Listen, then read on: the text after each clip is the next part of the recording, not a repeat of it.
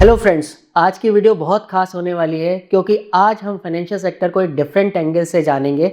और आज जो हमारे गेस्ट हैं वो बहुत ही अच्छे डॉक्टर हैं आयुर्वेदिक, इसके अलावा वो एस्ट्रोलॉजर भी हैं, एंटरप्रेन्योर भी हैं और बहुत ही बड़े सोशल मीडिया पे इन्फ्लुएंसर हैं। तो आज उनसे जानेंगे उनका point of view financial sector को लेके और बहुत ही डिफरेंट चीज़ें आज आपको पता चलने वाली हैं। तो आइए स्वागत करते हैं डॉक्टर तन्मय गोस्वामी का, जो आपको आज बताएंगे कि अपने फाइनेंशियल सेक्टर में आप सक्सेस कैसे पा सकते हैं और किन किन चीज़ों का ध्यान रखना है। चलिए शुरू करते हैं। Welcome to our channel. जैसा कि सर आपने बहुत सारे शास्त्र पढ़े हैं और आप आयुर्वेद डॉक्टर हैं, इसके अलावा आप एस्ट्रोलॉजी में भी अपना काफ़ी समय निकालते हैं। तो सर मैं ये जानना चाहता हूँ कि आप फाइनेंशियली सक्सेसफुल होने के लिए हमारे ट्रेडर्स और इन्वेस्टर को क्या एडवाइस देंगे? बिना धर्म, अर्थ, काम और मोक्ष के जीवन तो है ही नहीं। तो धर्म के बाद में ही आता है अर्थ। तो वो कहते हैं सबको सबसे पहले इंसान को चाहिए सुख, और सब सुख के लिए काम कर रहे हैं। कौन चाहता दुखी रहना? आचार्य चाणक्य कहते हैं सुखस्य मूलम ही धर्म। यदि सुखी रहना है तो आपको धर्म का पालन करना पड़ेगा, मतलब एथिक्स, ट्रुथ, सत्य काम करना पड़ेगा ना रियलिटी में। ऐसे तो सुख मिलेगा नहीं। वही धर्म है, कुछ करना। पर धर्म, ये जो कुछ करना है जिंदगी में, ये जो धर्म है, उनका मतलब भगवान नहीं है। सत्यनिष्ठा से, मेहनत, कड़ी मेहनत, तप से, सत्य से, सफाई से, जो दिल में प्रेम रख के काम करेंगे वही धर्म है। ये जो धर्म मतलब जो काम करना है, ये कैसे करेंगे? ये तभी कर पाएंगे जब आपके पास में अर्थ होगा, ये अर्थ मिल रहा होगा। अच्छा, 4 दिन, 2 दिन, 3 दिन, 10 दिन आप जो है वो चैरिटी करते रहेंगे, लेकिन चैरिटी के लिए भी आपको कहते हैं ना, भूखे पेट भजन न होए गोपाला, ये लो अपनी कट्टी माला, है ना। तो धर्म के लिए धर्मस्य मूलम ही अर्थम, तो धर्म का मूल ही अर्थ है। अर्थ जो आपका टॉपिक है फिनांस। अब ये अर्थ जो है, इसके बारे में आचार्य ने ये कहा है भागवत महापुराण में। जब बलि राजा के पास में वामन देव छोटा सा बच्चा आया और उस बच्चे ने कहा कि राजा मुझे 3 पैर जमीन दो। अब राजा, वो भी बलि, अहंकार तो था ही, बोले अभी देता हूं। फौरन शुक्राचार्य जी ने हाथ पकड़ लिया। शुक्राचार्य जी फाइनेंस के गुरु थे। उन्होंने कहा नहीं रुक जाओ, यदि किसी बच्चे को 3 पैर जमीन चाहिए होती तो कहीं जाके खड़ा होकर ले लेता, तुमसे क्यों मांगने आया है? तुम सोचो क्या है इसमें। तो वो कहता क्यों, आप तो हमें हर बार रोक देते हैं अच्छे काम करने में। बलि ने शुक्राचार्य जी से कहा। तब शुक्राचार्य जी ने फाइनेंस की एक बड़ी अच्छी डेफिनेशन बताई है। वो कहते हैं धर्माय यशस अर्थाय भोगम च स्वजनाय च पंचधा विभजन्ति वित्तम इहम उत्तम सुखमोदते। जो अपने सारे पैसे को 5 भागों में डिवाइड करता है, वो इस जन्म में और परलोक में, मतलब जन्म के बाद में सुख भोगता है। अब आप जो भी कमाते हैं लोग, तो वो पैसे के इन्वेस्टमेंट को कैसे करें ये बताया उन्होंने। आप पैसे जो आपकी जो प्रॉफिट आया है उसके 5 हिस्से में इन्वेस्टमेंट करिए। पहला हिस्सा कहते हैं धर्म में लगाइए। धर्म का मतलब फिर जान लीजिए, धर्म का मतलब ये नहीं जाकर के मंदिर में वो लगाइए। गुप्त रूप से किसी गरीब की, किसी मुसीबत वाले की सहायता करना धर्म है। और एक और जो हिस्सा है, 5वें हिस्से में एक और 5वां हिस्सा, वो है यश में लगाइए। अब यश क्या है? पुराने जमाने में यश कहते थे, आजकल ब्रांडिंग कहते हैं। मतलब 20% आप अपना पैसा जो है वो धर्म में लगा दीजिए, गुप्त दान करिए, किसी का अच्छा करिए, और 20% यश में लगाइए, ब्रांडिंग में लगाइए, अपने आप को, अपनी कंपनी को, उसको आगे बढ़ाइए। अब 20% जो और बचे उसको आप अर्थ में दोबारा लगा दीजिए। मतलब पैसे को फिर कहीं सही जगह पर इन्वेस्ट करिए, जो आप लोग कराते हैं महाराज। पैसे को कहां पर सही तरह से अर्थ को अर्थ में लगाना, इन्वेस्ट करना। और फिर धर्माय यशस अर्थाय भोगम, 20% भोग के लिए रखिए, मतलब आराम से अच्छा खाए पिए, घर घूमने जाएं, बच्चों को गवाएं। और स्वजनाय च, और 20% स्वजन, अपने भाई बंधु सभी लोगों के लिए दें। नहीं तो चोर चक्के ले जाएंगे। लेकिन 20% अपनी टोटल कमाई का व्यक्ति को पैसा दोबारा, चाहे वो आपकी इन्वेस्टमेंट पॉलिसीज हों उनमें लगाना चाहिए, चाहे वो जमीन खरीदने में लगाए, चाहे वो आपका जो कंपनीज में एज ए इन्वेस्टर वाले काम है उनमें लगाए, कुछ भी करे, फाइनेंशियल प्लानिंग 20% में होना चाहिए। मतलब ओवरऑल जो भी आप अर्निंग्स कर रहे हैं उसका 20% ओवरऑल आप इन्वेस्टमेंट करें, सो दैट कि आप एक्यूमुलेट कर सकें, Exactly. इन फ्यूचर बिल्डअप हो जाए। ये मैं नहीं कह रहा हूं, ये हजारों साल से चली आ रही, 5010 साल से चली आ रही भारतीय परंपरा है। हमारे यहाँ ये नहीं कहते हैं कि आपने कमाया है तो पूरा का पूरा पैसा सब आप इन्वेस्ट करते रहो, तो वो कंजूस है, वो घड़ा कहीं दूर कहीं जमीन के अंदर डाल के मरेगा। लेकिन हमारे यहाँ ये भी नहीं कहते हैं कि आप सब दान दे दो, बड़ा बैलेंस सिस्टम है। तो 20% आप दोबारा इन्वेस्ट करिए, 20% भोग करिए, 20% अपनों को दीजिए, 20% ब्रांडिंग करिए और 20% भगवत कार्यों में लगाइए। सर इसमें आगे बढ़ने के लिए हम एक आपसे क्वेश्चन और पूछने चाहेंगे कि जैसे कि आप एस्ट्रोलॉजी में बहुत इंटरेस्ट रखते हैं, तो क्या ये जो अपनी मार्केट चलती है, स्टॉक मार्केट या इन्वेस्टमेंट जो कल्चर है, उसमें कहीं एस्ट्रोलॉजी फिट होती है? बिल्कुल फिट होती है, क्यों नहीं फिट होती साहब। जैसे ये दुनिया में यदि समुद्र का पानी आगे पीछे हो रहा है, अमावस्या के टाइम पे पूर्णिमा में शरीर के अंदर प्रेशर ऊपर नीचे हो रहा है, तो जो भी जगह पर प्रेशर है वहां पर चंद्रमा का रोल है भाई। वो अर्थ का एक सैटेलाइट है भाई, और जहां पर भी पैसा है वहां पे प्रेशर है। फाइनेंशियल प्रेशर आप तो जानते हैं स्ट्रॉन्ग है भाई ये तो जब भी कभी इन्फ्लेशन होगा या रिसेशन होगा, इसमें चंद्रमा का बहुत बड़ा रोल है। इसको आप ह्यूमन हॉरोस्कोप की नजरिए से नहीं, इसको हम लोग देखते हैं इन जनरल टोटलिटी में। जैसे भारत ग्रह है, अब भारत देश का जो ग्रह है वो है सूर्य, बुध और चंद्र, और इसके साथ में भारत पर बड़ी कृपा है बृहस्पति की। तो यहां पर जो बड़ी इंटरेस्टिंग है ये बात, बुध जो है वो बराबर फ्लक्चुएशन कराता है, चंद्रमा बीच में है, सूर्य और बुध के बीच में चंद्रमा है हमारा। आप फ्लैग देख लीजिए, जो फ्लैग में जो ऊपर का कलर है वो है सैफ्रॉन कलर, वो सूर्य का कलर है। बीच में जो कलर है वो है व्हाइट, वो है चंद्रमा का कलर है, और नीचे हरा कलर है वो बुध का कलर है। तो भारत का जो फ्लैग है वही सूर्य, चंद्र और बुध है।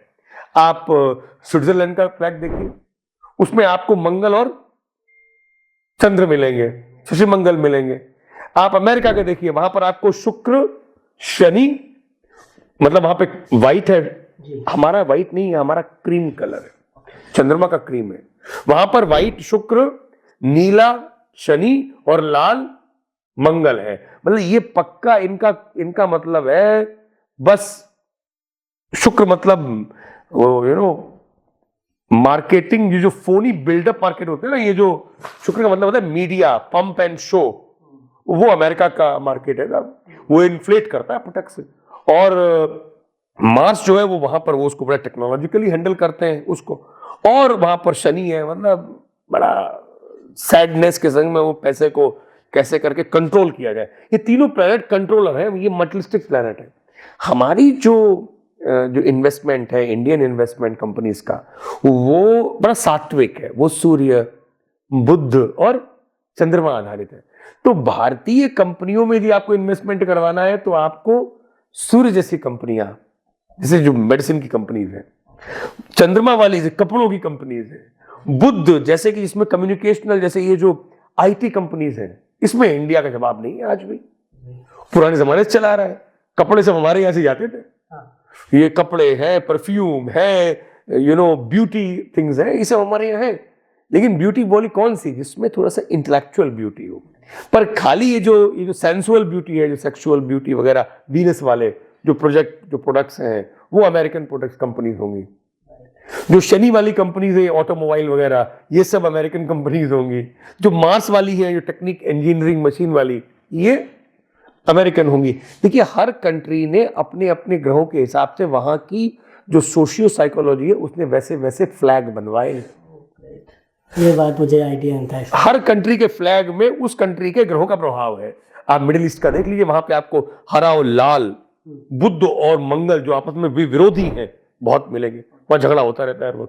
तो ये एक बहुत सटल चीजें है। एस्ट्रोलॉजी तो साहब ज्योतिष है, हमारी एस्ट्रोलॉजी नहीं है। ज्योति, जो आईज ऑफ नॉलेज, जो इंटरनल विजडम से जो न दिखे उसको दिखा दे, वो है ज्योतिष।